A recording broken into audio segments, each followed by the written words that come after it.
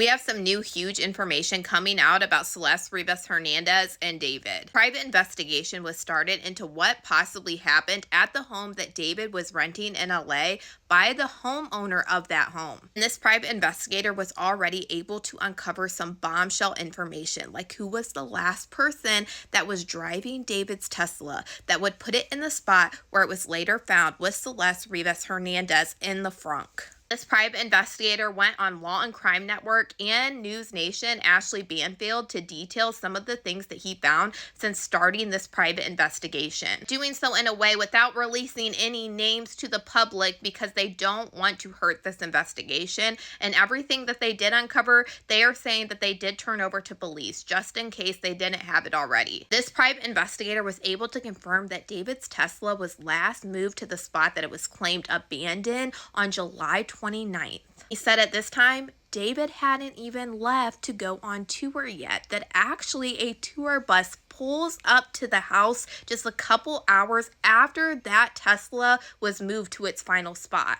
As of right now, this private investigator is not releasing this person's name to the public, but he was able to positively identify this person because he said that the video surveillance of this person doing this is super clear. He said that this person was wearing something distinctive that he was seen in a photo 12 hours earlier wearing. The private investigator was also able to give us important details about the Tesla. So when this Tesla was moved on July 29th by this person, the window was actually cracked and there was no air freshener hanging over the rear view mirror. But later, when the Tesla was towed for being abandoned from being left in this spot by this person, the window was rolled up and there was a Christmas tree air freshener hanging over that rear view mirror. The private investigator did want to make a couple things very clear. He said that he found no evidence whatsoever that anything appeared to happen to Celeste in this home. He said from the video footage that he was able to recover from the home and also from neighbors, he never saw Celeste going in and out of the home, and he also never saw anybody taking Celeste and putting her in the frunk of that Tesla, which also goes into more details that he also gave about the Tesla.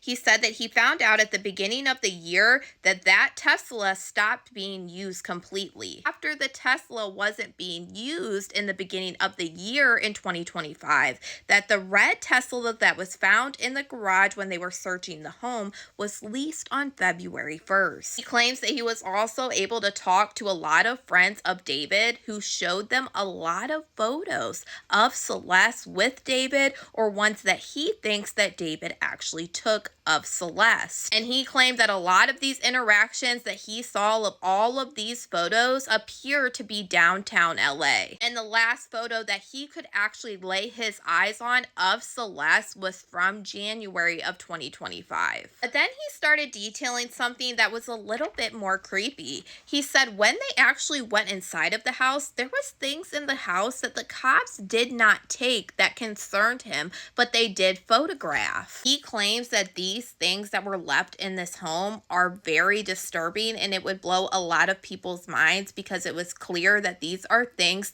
that are used to try to get rid of somebody. He basically said there's no excuse why somebody would have whatever these things are unless you were trying to have a plan in motion to potentially try to get rid of somebody, but obviously it probably didn't fall through because he claims that these items didn't appear to be used, but he felt like somebody had a plan to do something, but it might have not worked out that way. The private investigator was also able to confirm that somebody was still staying in the house when David did eventually go on tour. The private investigator said that he was not able to make out who this person was, but he did get records from the homeowners association that somebody was still in this house when David did go on tour. I really honestly think the biggest piece of information in all of this is that the private investigator is alleging that David was home when this Tesla was moved to its final parking spot. And he claimed just a few hours later came a tour bus and then David would leave on tour. And I say this because this was David David's biggest alibi for the police that he wasn't there. He was on tour. This is the same dates that David would kick off his tour starting in San Francisco, California,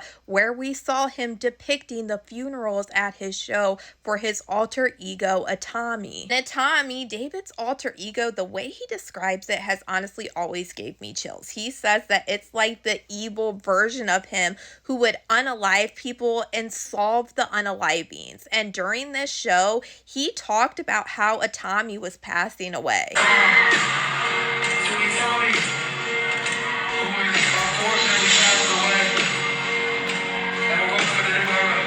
Now, like this private investigator said, either way, you know that there is still a crime here, whether Celeste was purposely unalived or not.